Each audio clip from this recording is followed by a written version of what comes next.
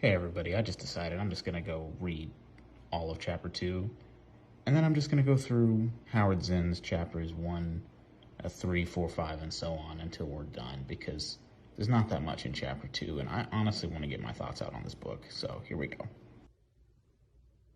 Gerald Mullen, who studied slave resistance in 18th century Virginia, in his work Flight and Rebellion, reports, the available sources on slavery in 18th century Virginia, plantations, county records, the newspaper advertisements, runaways described rebellious slaves, and a few others.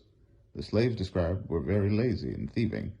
They feigned illness, destroyed crops, stores, tools, and sometimes attacked or killed overseers. They operated black markets and stolen goods.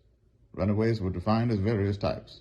They were truants, who usually returned voluntarily, outlaws, and slaves who were actually fugitives, men who visited relatives, went to town to pass as free, or tried to escape slavery completely, either by boarding ships and leaving the colony, or banding together in cooperative efforts to establish villages or hideouts in the frontier. The commitment of another type of rebellious slave was total. These men became killers, arsonists, and insurrectionists. Slaves recently from Africa, still holding on to the heritage of their communal society, would run away in groups and try to establish villages of runaways out of the wilderness on another frontier out west. Slaves born in America, on the other hand, were more likely to run off alone, and with the skills they had learned on the plantation, try to pass as free men.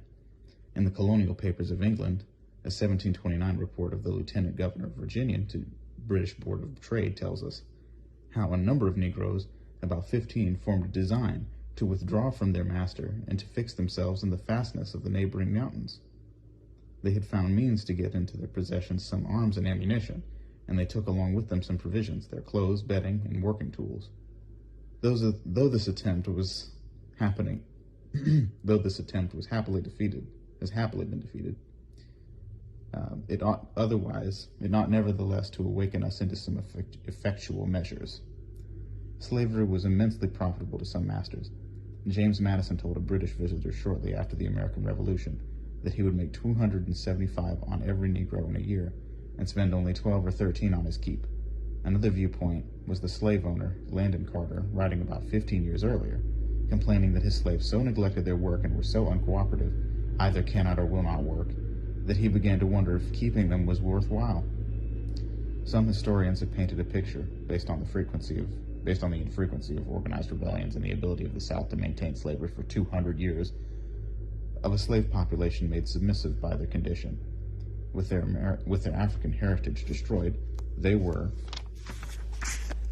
as Stanley Elkin said, made into Sambos, a society of helpless dependents, or as another historian, Ulrich Phillips, said, by racial quality submissive. But looking at the totality of slave behavior, at the resistance of everyday life, from quiet and uncooperative work to running away, the picture becomes different. In 1710, warning the Virginia Assembly, Governor Alexander Spotswood said, something we'll read about tomorrow, ha ha ha.